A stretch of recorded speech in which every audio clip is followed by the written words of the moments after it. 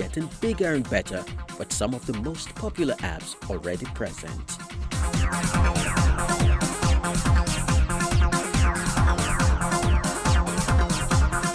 Android Lollipop and Windows Phones 8.1 are both awesome and solid in their own rights. They both have tons of new features, with Windows Phones 8.1 lagging behind a bit. Though we definitely expect to see a bunch of new additions to the operating system with the upcoming version.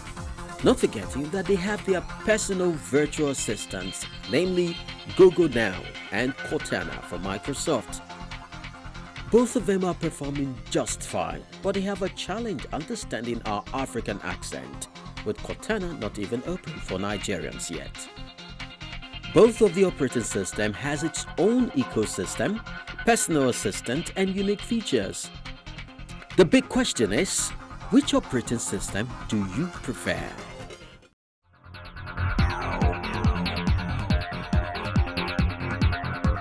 A continent often referred to as the last frontiers is home to some of the fastest growing telecommunications companies in the world. Nigeria can now conveniently boast of over 120 million active lines and still growing, with estimates putting the figure at roughly 200 million lines by the end of the year 2020. What does this mean for a continent with a huge youthful population?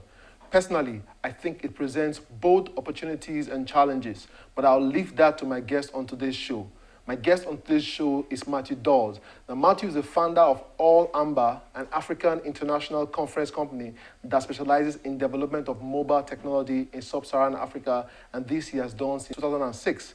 Matthew, welcome to Tech Trends. Pleasure to be here. All right, Matthew, now, I'd like to ask you, as someone who has been around different African countries, how do you see the level of mobile adoption across the continent? I think it's very much at the start of the evolution. So if you look at Kenya, Kenya is developing faster because of mobile money, and what that has allowed is the user actually understands that they can do more on their handset than just text and phone calls and flashing. So Kenya is developing quite quickly, but it's a fairly small market. South Africa is the most emerged market on the continent, and that's still very much focused on the top of the pyramid. And smartphone penetration there is higher, but still not extremely high. And then if you look at Nigeria, smartphone penetration is still relatively low, I believe. And now, talking about mobile money, why do you think Nigeria hasn't adopted it, or it hasn't really taken off in Nigeria yet? That's a very good question. I think everyone looks at Kenya with M-Pesa, but that was a unique set of circumstances and a unique environment and landscape for it to launch, and it went very quickly there. In Nigeria, there's because of the success of what happened in Kenya, I think if you look at the banking industry, the banks are looking at mobile money and thinking, well, this is our territory. We want it to stay with us. We don't want telecommunication operators getting involved. If you look at Safaricom in Kenya, then that's actually become like a massive bank. And the banks in Nigeria must naturally be looking at it thinking, we don't want that competition, we're happy where we are. And then in Nigeria, you obviously approached it differently. But do you see that is a trend that would eventually become the norm? What's your take on that? Oh, yeah. In the long term, mobile money and mobile payments and mobile banking is definitely will be the case, yeah. Okay, Matthew, I know you are a mobile evangelist, but I'm wondering if you are for mobile apps or for the mobile web. A choice, well, it's mobile web first. I think that has to be. And why is that? That's because the consumer is used. They will find your business, or they will discover. The search and discovery process for the mobile web is much simpler than on a mobile app. A mobile app has certain criteria, and it works. For example, mobile games are much better played off in a app environment. Banking as well, where there's more security, is very good. So there is a place for mobile apps, but it's mobile web first. But even then, I mean, at this point in time, with the penetration of smartphones being relatively low still, then, I mean, even the mobile web isn't having the impact that it could do. Okay, being a foreigner, do you think government policies is to blame for this? Because by now, I believe this should have taken off in Nigeria. I think no, I don't think it's government policy. I think the cost of handsets is a huge But there's a lot of cheap handsets today. Yeah, they're coming through, but then there's other factors as well, obviously, and that's the consumer themselves. They need to be, as I was saying, in Kenya, they're used to using their handsets for more than SMS and phone calls and flashing. So there, the mobile web may be adopting, and mobile apps may adopt, and their smartphone penetration rates are higher. But maybe in Nigeria, the consumer isn't yet ready for that leap up to a smartphone, and also if they're not ready for it, then they won't get the full benefit of it as well. You mentioned flashing. What do you think about the concept of flashing? Well, I've obviously been in Lagos and I've been using taxi drivers, so I've got quite used to it, yeah. And with international call rates and roaming being so high, I flash. I don't mind admitting that I'm a flasher. Interesting to know. Yeah. Okay, but tell me about the opportunities. What opportunities are there for mobile web or mobile apps? In Nigeria specifically, I think if you look at it's commerce and retail, I think is the big one that will continue to go. To develop at a fast pace here, and that's because of the traffic and the conditions. Why go to a supermarket which could take you a fair chunk of your day, or a mall, when you could just do it all on your phone? And so that's the natural sort of direction I think it will go in. But then, mobile marketing is going to be huge, and with the mobile handset being so prevalent in the country. There's all different areas. Personally, I wish that mobile education really took some big leaps forward. Oh, okay. Now, but looking at the areas of small business owners, do you think they should invest in an app?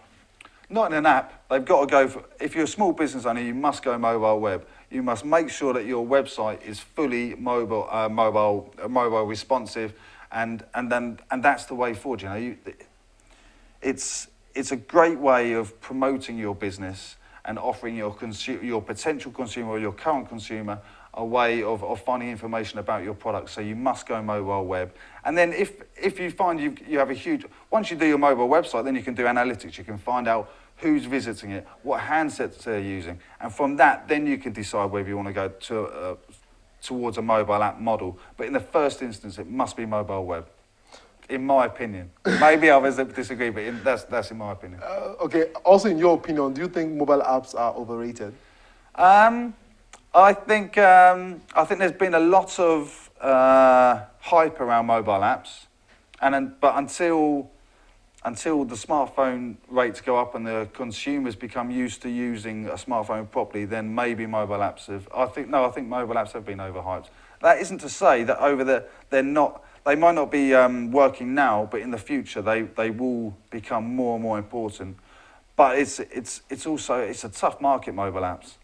Globally, it's a tough market. 80% of apps are downloaded onto your phone and used just once, and that's a big statistic. 80. I've been doing some research, and most people use 5 apps on a weekly basis, which only 5 apps. Only 5, which isn't many.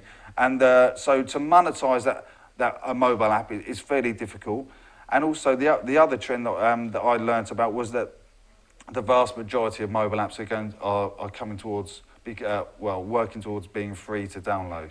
Okay, so I would like you to tell us a bit about the opportunities. How can I make money from either a mobile app or a mobile web? I don't think you can see a mobile phone as a way of making money. I think you can see a mobile phone as a way of facilitating you making money or enabling you making the money. So you come up with the idea of the product or the service, and then the mobile phone's going to help you to reach your customer. So it's like it's a horizontal, it's not a vertical. It's not like education, health or business. It goes across those, so it's a facilitator. So, but you need to be, obviously with so many, you mentioned how many, was it 120, 130 million active lines. The vast majority of those are mobile. So it just makes sense, doesn't it, to promote your services, to market on mobile. Okay, Matthew, as we round off the segment, one final word. It's just to say, as a foreigner, as you mentioned earlier, it's fantastic to be in Lagos, and I look forward to coming back in the future and seeing how things are moving along. All right, thank you for coming to the show. Pleasure, cheers. You've heard from Matthew. The mobile opportunity is huge. It is for you to position yourself and tap into this growing trend. We'll be right back after this short break.